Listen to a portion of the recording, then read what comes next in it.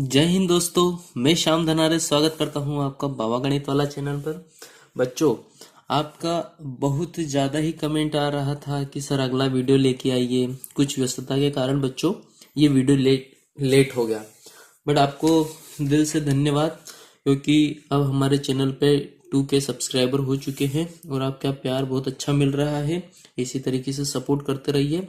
तो आज मैं अपन पेपर और पेन पर इसी पर पढ़ेंगे बच्चों, क्योंकि थोड़ा आपको जल्दी वीडियो डिलीवर करना है, इसलिए जो भी प्रैक्टिस सेट है हम अच्छे से इसको उसी तरीके से समझेंगे जिस तरीके से बोर्ड पे समझते हैं। तो आओ स्टार्ट करते हैं। हमने पिछले लेक्चर में हमारा सेट जो 2 था, किसका, परीक्षा अध्ययन 2024 का, उसके 19 क्वेश्चन तक कर लिए थे। ठीक है, अब हम करने जा रहे हैं क्वेश्चन नंबर 20। तो देखो बच्चों, क्वेश्चन नंबर 20 में हमें क्या दिया है कि हमको सम निकालना है। किसका सम निकालना है? हमको सम निकालना है ये एल्जेब्रिक एक्सप्रेशन का। किसका सम निकालना है बच्चों? एल्जेब्रिक एक्सप्रेशन का। तो सबसे पहले मैं आपको थोड़ी सी चीजें बता दूं कि एल्जेब्रिक एक्सप्रेशन होता क्या है। ठीक है, अगर मैं बात करूं बच्चों वेरिएबल की, किसकी बात करूं बच्चों? वेरिएबल की। तो यहाँ पर जितने भी अल्फाबेट होते हैं, क्या होते हैं बच्चों? अल्फाबेट होते हैं, जैसे A B X Y Z. वो जो हमारे इंग्लिश के अल्फाबेट होते हैं वो सारे हमारे किसकी कैटेगरी में आ जाएंगे? अल्फाबेट की कैटेगरी में आ जाएंगे। ठीक है बच्चों, अगर मैं बात करता हूं कि कांस्टेंट क्या होता है, तो कांस्टेंट क्या होता है? Real numbers. क्या होता है? Real numbers. तो रियल नंबर्स मतलब क्या? वो सारे नंबर्स जो हम यूज करते हैं, ठीक है, जिसमें इंटीजर्स भी आ गए, सारी चीजें आ गई। ठीक है, integers, natural number, whole number, तो वो हमारे पास क्या हो जाता है बच्चों? वो हमारे पास हो जाता है कांस्टेंट हो जाता है। ठीक, अब ध्यान से सुनना, थोड़ा यहां पर मैं बता दूं कि अगर मेरे पास वेरिएबल है, क्या है बच्चों? वेरिएबल है, और उसके साथ में मैं या तो प्लस लगाऊं, माइनस लगाऊं, मल्टीप्लाई लगाऊं या डिवाइड लगाऊं, जिसको हम कहते हैं मैथमेटिकल ऑपरेशन। क्या कहते हैं? Mathematical operation. ठीक है, और उसके साथ में क्या लगाऊं? कांस्टेंट। ठीक है, आगे पीछे भी हो सकता, कोई दिक्कत नहीं। तो हमें क्या मिलता है? एल्जेब्रिक एक्सप्रेशन मिलता है बच्चों। क्या मिलता है? एल्जेब्रिक एक्सप्रेशन मिलता है। ठीक है, जैसे अगर मैं एग्जाम्पल के तौर पर बात करूं आपसे, तो अगर मेरे पास क्या है, मेरे पास 7 एक कांस्टेंट है और इसका मल्टीप्लाई में a में करूंगा तो मुझे क्या मिलेगा बच्चों? मुझे मिलेगा 7a। तो 7a हमारा क्या कहलाएगा? एल्जेब्रिक एक्सप्रेशन कहलाएगा बच्चों। क्या कहलाएगा? Algebraic expression. उसी तरीके से अगर मैंने कर दिया कि 7xyz, तो ये भी पूरा क्या कहलाएगा? एल्जेब्रिक एक्सप्रेशन कहलाएगा। ठीक है, तो मुझे आशा है कि आप ये चीजें समझ गए होंगे कि आप किसी का भी ऑपरेशन का यूज कर सकते हो। ठीक है, तो वो क्या कहलाएगा? Algebraic expression. जैसे मैंने लिखा कि 3p², तो देखो ये हमारे पास क्या है? कांस्टेंट है, और ये क्या है हमारे पास? वेरिएबल है। ठीक है, तो ये टोटल मिलके क्या हुआ? Algebraic expression. और इसी एल्जेब्रिक एक्सप्रेशन को हम टर्म के नाम से भी जानते हैं बच्चों। किसके नाम से जानते हैं? टर्म के नाम से। तो आओ स्टार्ट करते हैं। और हमें क्या दिया है कि इस क्वेश्चन में हमको ये एल्जेब्रिक एक्सप्रेशन दिया है, एक ये वाला और एक ये वाला। तो इन दोनों को क्या करना है? हमने ऐड करना है। क्या करना है बच्चों? ऐड करना है। तो देखो हम कैसे लिखेंगे सॉल्यूशन इसका। हम इस तरीके से सॉल्यूशन लिखेंगे जरा। सॉल्यूशन गिवन दैट, हमको जो गिवन है बच्चों वो लिख लो। गिवन दैट, क्या गिवन है? p² minus 7 pq minus q² and minus 3p² minus 2pq minus 7p का स्क्वायर। ठीक है, हमको ये गिवन है। अब बीच में हमको बोला है कि सम करना है, तो सम करना है मतलब इसकी जगह क्या लगा देंगे? प्लस। ठीक है, अब प्लस करने की 2 मेथड है। प्लस करने की 2 मेथड है। पहली मेथड है हॉरिजॉन्टल मेथड। हॉरिजॉन्टल मेथड मतलब, हॉरिजॉन्टल मतलब ये आड़ी इस तरीके से। और दूसरी है वर्टिकल मेथड, तो जिसमें हम इस तरीके से करेंगे। तो मैं आपको दोनों मेथड बता देता हूं, जिससे आपको लगे वो कर लेना। तो सबसे पहले हम करते हैं हॉरिजॉन्टल मेथड से। किससे करते हैं? हॉरिजॉन्टल मेथड से। तो हॉरिजॉन्टल मेथड से कैसे करेंगे बच्चों? देखो जरा, P square minus 7pq minus q का स्क्वायर प्लस यहाँ हो जाएगा -3p का square minus 2pq minus 7p का स्क्वायर। अब बच्चों एक चीज जीवन में याद रखना कि जब ब्रैकेट हो वो ब्रैकेट के बाहर प्लस हो, क्या हो? ब्रैकेट के बाहर प्लस हो तो इसके अंदर के जो भी साइन होंगे वो बदलेंगे नहीं, किसी पे कोई फर्क नहीं पड़ेगा। तो इसका मतलब ये कैसा होगा? P square minus 7pq minus q का square minus 3p square minus 2pq minus 7p square. देखो बाहर माइन प्लस है इसलिए अंदर के माइनस जिनके जो पास थे उसी तरीके से होगा। पर अगर सर कभी इसकी जगह कभी माइनस हो जाता बाहर तो क्या होता? जैसे मान लो कि 3p स्क्वायर माइनस 2p, ठीक है, और pq माइनस 7p का स्क्वायर। अगर सर इस तरीके से होता तो क्या हो जाता? तो बेटा जब ब्रैकेट के बाहर कोई सा भी माइनस होता तो अंदर के साइन सब पलट देता, वो क्या कर देता? अंदर के सारे साइन पलट देता। अच्छा साथ में सर अगर कोई अंक होता तो यहाँ पर नंबर होता, जैसे मान लो कि 2 होता तो फिर क्या होता? ये माइनस तो सबके साइन पलटता और 2 सबके साथ मल्टीप्लाई हो जाता, ठीक है। तो इस तरीके से हमारा क्या हो जाता है? इसका सॉल्यूशन हो जाता है, ठीक है। तो देखो इसको आगे करते हैं। अब सर क्या करेंगे प्रोसीजर? बेटा ध्यान से सुनना, ध्यान से ऐसा सुनना कि देखो यहाँ पर पी स्क्वायर है तो पी स्क्वायर और ढूंढो कहां पर है। हाँ सर ये रहा पी स्क्वायर, ये रहा पी स्क्वायर। और कहीं पर है पी स्क्वायर? हाँ है। कहां पर? सर ये रहा पी स्क्वायर, ठीक। और इसके अलावा कहीं है? नहीं है। तो फिर क्या करेंगे बच्चों? यहां पर देखो ये रहा P square minus 3p square minus 7p square, इसको एक साइड लिख लो, ठीक है। अब देखो कि पी क्यू कहां पर है। ये रहा पी क्यू एक और यहां पर पी क्यू है, और कहीं है? नहीं है। तो साथ में लिख लो minus p q minus 2pq। अब क्या बचा? केवल क्यू स्क्वायर बचा, तो माइनस का क्यू स्क्वायर हमने लिख दिया। अब बच्चों अगली प्रोसीजर आती है P P P. P square है तो पी स्क्वायर। अब देखो ये भी माइनस का ये भी माइनस का, तो बच्चों हम जानते हैं कि माइनस माइनस होता है प्लस और साइन आता है माइनस का, ठीक है।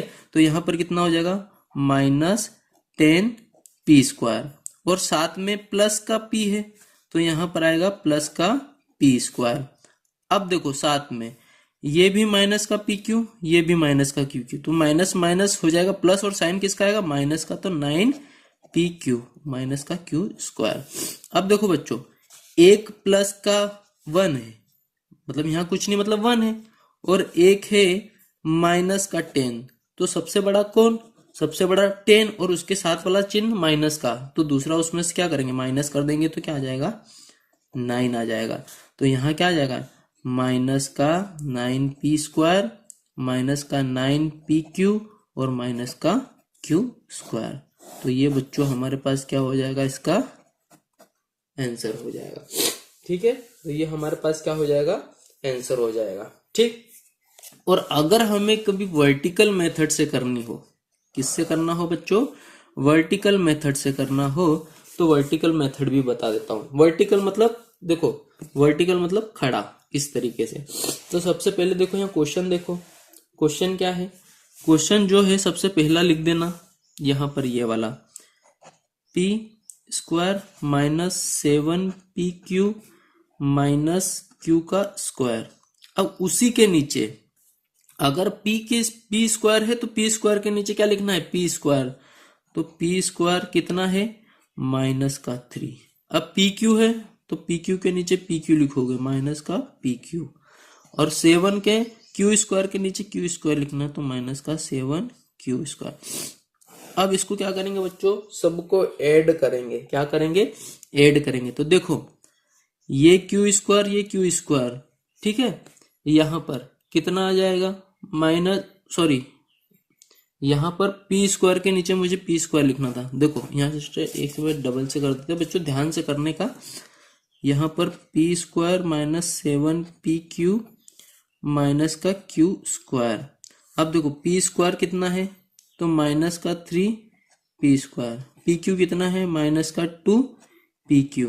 और यहाँ पर तो पी स्क्वायर है, तो यहाँ पर प्लस 0 कर दो और पी स्क्वायर के नीचे माइनस का 7p स्क्वायर लिख दो।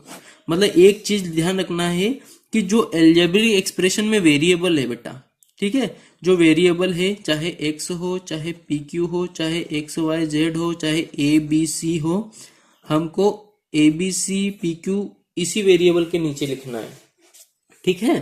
तो देखो यहाँ से ये तो हो जाएगा माइनस का क्यू स्क्वायर।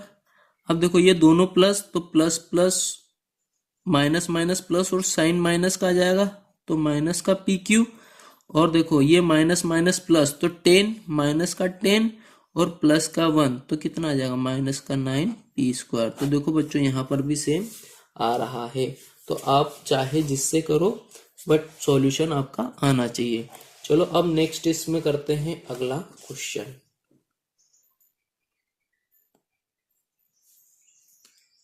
आइए बच्चों, अब हम क्वेश्चन 20 का बी करते हैं, और हम इसी तर्ज पे करेंगे, हम हॉरिजॉन्टल मेथड से ही करेंगे, ठीक है। तो यहाँ क्या लिखेंगे कि A B plus B C plus C A, और इस एंड की जगह क्या लिखेंगे, प्लस, क्योंकि हमें क्वेश्चन में फाइंड द सम कहा गया है, ठीक है। अब क्योंकि ये प्लस है, तो यहाँ पर minus b c minus c a minus a b करना है, ठीक।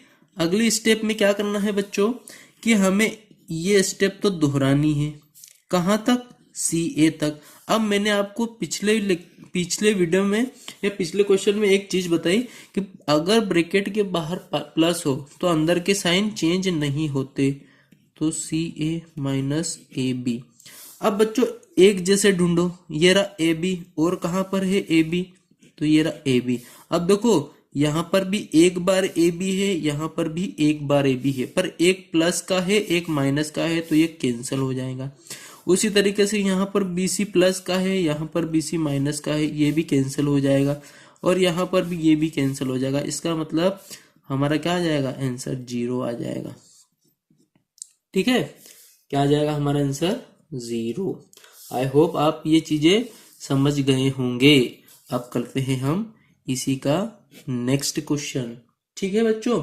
अगर वीडियो अच्छा लग रहा हो तो प्लीज लाइक शेयर सब्सक्राइब जरूर करें, और अपने कमेंट जरूर दें कि कैसा लग रहा है आपको, ठीक। अब करते हैं क्वेश्चन नंबर 21। क्वेश्चन नंबर कौन सा करेंगे, 21। देखो बच्चों क्वेश्चन नंबर 21 में क्या है कि इन स्टैंडर्ड फॉर्म में अपने को क्या करना है, हमको रिप्रेजेंट करना है। किस में करना है, स्टैंडर्ड फॉर्म में।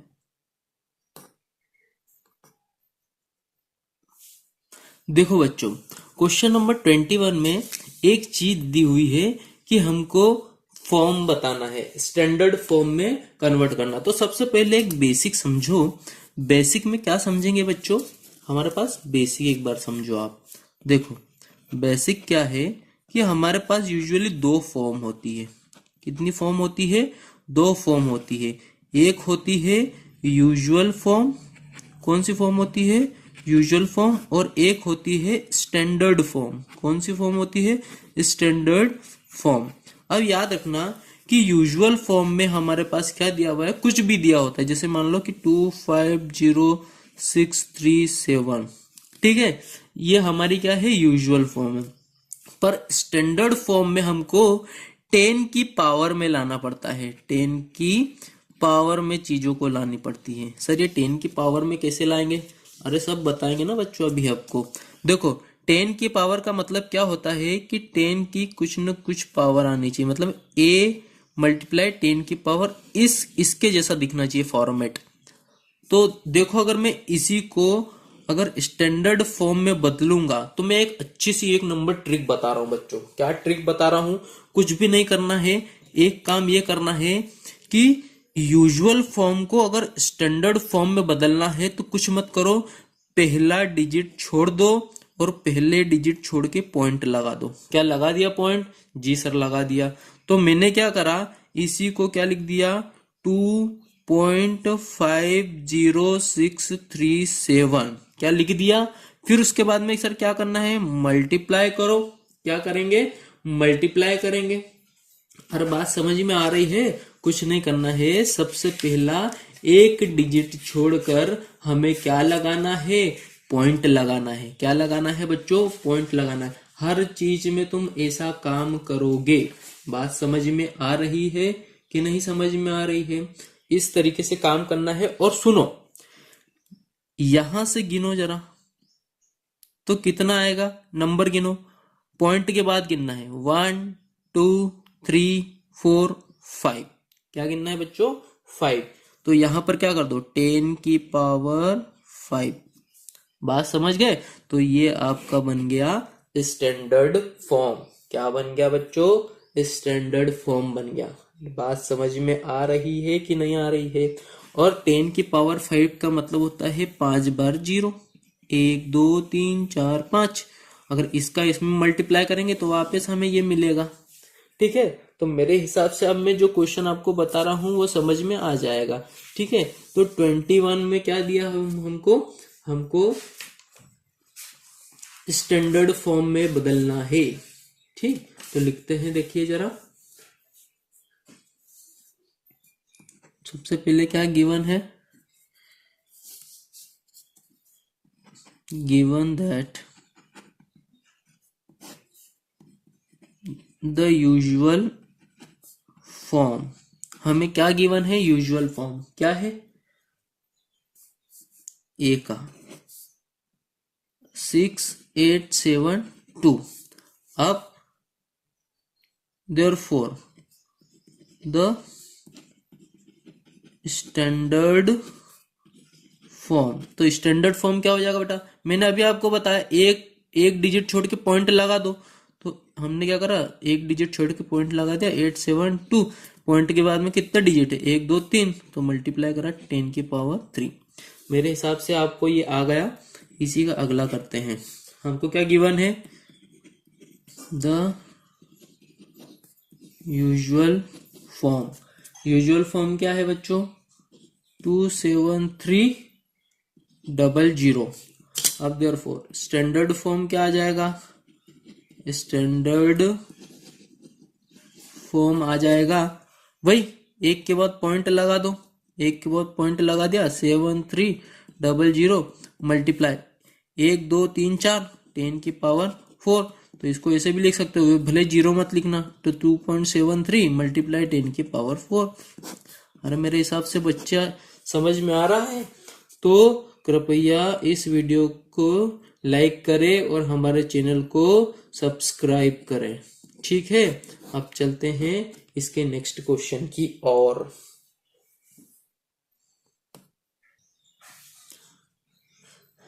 चलिए बच्चों, क्वेश्चन नंबर 22 देखते हैं। क्वेश्चन नंबर 22 में देखो, कहा गया है कि weight of 3 metre long pipe, है ना, हमारे पास पाइप है 3 मीटर लॉन्ग और उसका वेट दिया हुआ है 7.3 किलोग्राम। तो अब पूछ रहा है कि 7.8 मीटर अगर पाइप लंबा हुआ तो उसका वेट क्या होगा। ठीक है, अरे सिंपल सी बात है, एक पाइप है, क्या है बेटा, पाइप है, वो कितना मीटर लंबा है, 3 मीटर लंबा है ना। तो 3 मीटर लंबे पाइप का वजन है 7.3 किलोग्राम, 7.3 किलोग्राम, है ना। और एक दूसरा पाइप अगर मैं लेता हूं, ठीक है, उसी तरीके का पाइप लेता हूं और उसकी लंबाई अब बढ़ाकर मैंने कितनी कर दी, 8.5 मीटर, तो उसका वेट कितना होगा। तो बेटा ये क्या होगा, डायरेक्ट प्रोपोर्शन का केस होगा। ठीक है, जब हम चैप्टर नंबर 8 पढ़ेंगे चैप्टर वाइज में, तो उसमें आपको सारा बेसिक पढ़ाया जाएगा। ठीक है, अभी तो हम क्वेश्चन करते हैं। तो इसको बेटा सॉल्यूशन कैसे लिखेंगे, समझो। हमको क्या निकालना है, पाइप का वेट। तो हम मानते हैं कि let the weight of pipe is equal to x kilogram. मैं मान लेता हूं कि जो 7 मीटर लंबा पाइप है उसका वजन कितना है, x किलोग्राम है। ठीक है। तो अकॉर्डिंग टू क्वेश्चन, अब हम क्वेश्चन के अनुसार हम क्या करते हैं, एक टेबल बना लेते हैं। क्या बना लेते हैं बच्चों, एक टेबल बना लेते हैं। जब आपको चैप्टर वाइज क्वेश्चन करवाऊंगा, आप वो प्लेलिस्ट देख लेना, तो उसमें आपको सब दिख जाएगा। यहाँ क्या लिखेंगे, लेंथ ऑफ पाइप। यहाँ क्या लिखेंगे, लेंथ ऑफ पाइप। और यहाँ क्या आ जाएगा, वेट ऑफ पाइप। और पाइप का वेट कायम में, किलोग्राम में। और यहाँ पर पाइप किस में, इन मीटर। बात समझ गए। अब यहां देखो, जब बेटा 3 मीटर का पाइप होता है तो उसका वेट होता है 7.3 किलोग्राम। तो अगर 7.8 मीटर का पाइप होगा तो उसका वेट होगा x किलोग्राम। तो यहां लिखेंगे therefore by डायरेक्ट प्रोपोर्शन। बेटा डायरेक्ट प्रोपोर्शन है क्या, तो मैं आपको थोड़ा एक आइडिया दे देता हूं। देखो, अगर डायरेक्ट प्रोपोर्शन की बात आती है, डायरेक्ट प्रोपोर्शन, और एक होता है इनडायरेक्ट प्रोपोर्शन। ठीक है, इनडायरेक्ट प्रोपोर्शन। डायरेक्ट प्रोपोर्शन का मतलब ऐसा समझो कि अगर एक कोई क्वांटिटी है, एक बढ़ रहा है तो बी भी बढ़ रहा है। ठीक है, अगर ए कम होगा तो बी भी कम होगा। और कितना कम हो रहा है, जितना ए बढ़ेगा उतना ही बी बढ़ेगा। जैसे मान लो कि ए बढ़ रहा है 1 यूनिट तो बी भी बढ़ेगा 1 यूनिट। अगर ए घट रहा है 2 यूनिट तो बी भी घटेगा 2 यूनिट। इसलिए इनको कहते हैं डायरेक्ट प्रोपोर्शन। और ये साइन होता है डायरेक्ट प्रोपोर्शन का। किसका साइन होता है बेटा, डायरेक्ट प्रोपोर्शन का। मतलब सिंपल सी बात है यार बेटा। देखो, मैं अच्छा एग्जांपल आपको घरेलू देता हूं। अगर आपके घर में देखो, पंखा तो सबके घर में है, तो आप क्या करते हो, ये पंखे का रेगुलेटर है ना। पहले 1 पे स्पीड रहती है तो पंखा धीरे धीरे घूमता है। जब आप 2 पे करते हो तो आपने स्पीड बढ़ाई तो पंखे की भी हल्की सी स्पीड बढ़ी। फिर आपने 3 किया यूनिट तो पंखे की भी 3 यूनिट बढ़ेगी। फिर 4 किया तो 4 के हिसाब से बढ़ जाएगा। तो जैसे जैसे अपन रेगुलेटर को बढ़ा रहे हैं वैसे वैसे पंखे की स्पीड भी बढ़ रही है। तो अगर किसी के बढ़ाने से बढ़ रहा है और अगर किसी के घटाने से घट रहा है तो वो क्या हो जाएगा बेटा, डायरेक्ट प्रोपोर्शन। पर अगर एक के बढ़ाने पर दूसरा कम हो रहा है और दूसरे पहले के कम होने पर दूसरा बढ़ रहा है तो ये होता है बेटा इनवर्स प्रोपोर्शन। इनवर्स मतलब उल्टा। तो इसको ऐसे लिखते हैं, प्रोपोर्शन का साइन तो यही आएगा बच्चों, पर ये हो जाएगा रेसिप्रोकल। क्या हो जाएगा बच्चों, रेसिप्रोकल। मेरी बात समझ में आ गई। तो यहाँ पर भी देखो, हमको आइडिया लगाना है कि पाइप की अगर लंबाई बढ़ाएंगे तो उसका वेट भी बढ़ेगा। तो डायरेक्ट प्रोपोर्शनल का फॉर्मूला यही आता है। देखो, इसी को डिवाइड में कर देना, 3/7.3 kilogram is equal to 7.8/x। ठीक है, तो यहां से हम क्या करेंगे, क्रॉस मल्टीप्लाई कर देंगे। कैसे करेंगे, 3 की जगह x को ले आओ, 7.8 तो यहीं रहेगा, और x की जगह 3 को ले आओ। ये डिवाइड में है, इधर मल्टीप्लाई में चले जाएगा 0.73। ठीक है, अब देखो यहां से हम काट सकते हैं। क्या कट जाएगा, यहाँ पर देखो 3 1 जा 3, 3 2 जा 6 और 3 6 जा 18। तो यहाँ से x is equal to 2.6 into 7.3। और अब जब इन दोनों को आप मल्टीप्लाई करोगे तो हमारे पास क्या आ जाएगा, 18.98 किलोग्राम। क्या आ जाएगा, 18.98 किलोग्राम हमारा करेक्ट आंसर आ जाएगा। ठीक है, तो आई होप आपको ये अच्छे से समझ में आया होगा। तो इसको लाइक शेयर सब्सक्राइब जरूर करें बच्चों, और बाबा गणित वाला को शेयर करें। मिलते हैं अगले लेक्चर में। थैंक यू, जय हिंद।